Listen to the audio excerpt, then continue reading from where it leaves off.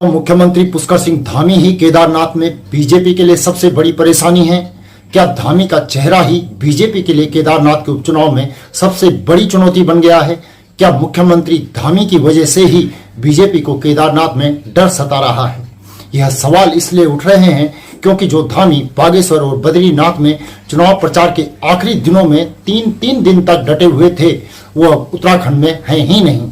और फिलहाल मंत्रियों को भले ही ड्यूटी पर लगाया गया है, मंत्री पैदल पैदल गांव की खाक छान रहे हैं। जो मंत्री कभी एसी वाले कमरों से बाहर निकलना अपनी तौहीन समझते हैं, वह गांव गांव गली गली घूम रहे हैं, गलियां छान रहे हैं। वहीं चुनाव प्रचार के आखिरी दौर में धामी महाराष्ट्र में देखे गए हैं। इधर बीजेपी के प्रदेश अध्यक्ष हों या दूसरे नेता हों या मंत्री हों, वो सब इस बात को लेकर दावा जरूर कर रहे हैं कि बीजेपी जीतने वाली है, लेकिन धड़कनें सबकी बढ़ी हुई हैं और सवाल धामी को उत्तराखंड से बाहर भेजने को लेकर भी उठ रहे हैं। केदारनाथ विधानसभा उत्तराखंड की ऐसी विधानसभा बनने जा रही है भारतीय जनता पार्टी, ये सर्वाधिक मतों से जीतने वाली है।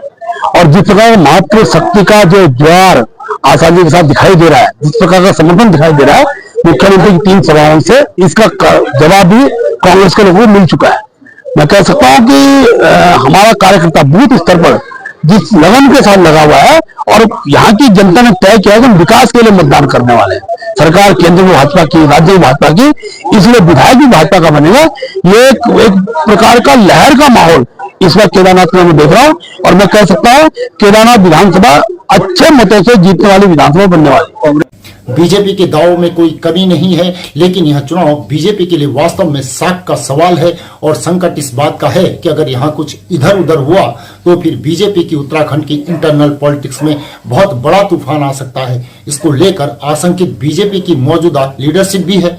हालांकि कांग्रेस इस चुनाव को लेकर अपने तरीके से दावे कर रही है। उनके नेता एकजुट दिखने के लिए की पूरी कोशिश कर रहे हैं। अलग अलग इलाकों में अलग अलग जगह पर नेता जाकर चुनावी सभाएं भी कर रहे हैं और अपने मुद्दों के सहारे सत्ता पक्ष पर सवाल भी खड़े कर रहे हैं। और कांग्रेस यह भी दावा कर रही है कि नतीजा उनके पक्ष में आएगा। हालांकि यह जनता को तय करना है कि जीत किसको मिलेगी, लेकिन बीजेपी उस सवाल पूछ रही है।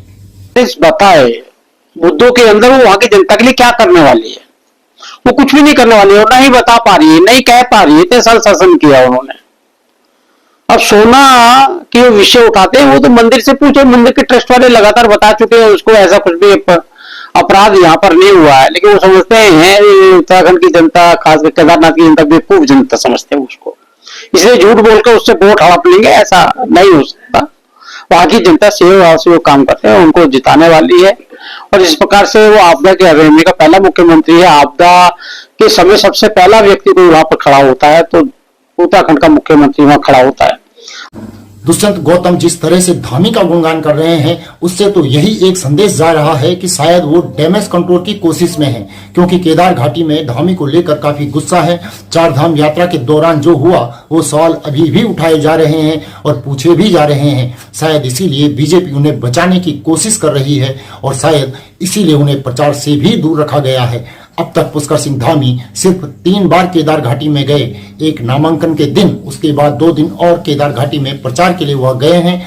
आपको याद होगा कि जब बागेश्वर का उपचुनाव था तो वह प्रचार के आखिरी 3 दिनों में लगातार उन्हीं विधानसभाओं में डटे हुए थे और उसके आसपास के इलाकों में उन्होंने अपने प्रोग्राम सेट किए गए थे। लेकिन इस बार वह यहाँ कम टिके हैं। अब हो सकता है कि आखिरी दिन जाए, लेकिन सियासी सवाल बहुत सारे हैं। तो साथियों, आपसे अनुरोध है, इस पर आपकी क्या राय है कमेंट करके जरूर बताएं और हमारे चैनल को सब्सक्राइब करें। नीचे दिए गए नंबर या फिर QR कोड के माध्यम से हमारा सहयोग भी जरूर करें। अगली रिपोर्ट में पुनः आपसे जल्द ही मुलाकात होगी। तब तक के लिए नमस्कार।